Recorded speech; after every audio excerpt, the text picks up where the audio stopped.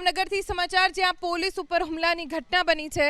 Chitra સિતસર road પર સંતનામ ચોક પાસે માથાકૂટની ઘટના દરમિયાન પોલીસ પહોંચી પીસીઆર 112 ટીમના પોલીસ કર્મચારી ઉપર હુમલો થયો। પોલીસ હેડ કોન્સ્ટેબલ ભાવેશભાઈ વાળા પર સચિન મકવાણા નામના અસામાજિક તત્વએ છરી વડે હુમલો કરવાનો પ્રયાસ કર્યો। આરોપીએ પોલીસને પીસીઆરમાંથી બહાર કાઢી જાહેરમાં માર માર્યો હોવાનો એફઆઈઆરમાં ઉલ્લેખ છે। સ્થિતિ કાબૂમાં લેવા માટે પોલીસે બળ પ્રયોગ કર્યો અને આરોપીને ઝડપી લીધો। આગળની કાર્યવાહી હાથ ધરવામાં આવી છે। ભાવનગરથી સમાચાર જ્યાં પોલીસ ઉપર હુમલાની ઘટના બની છે।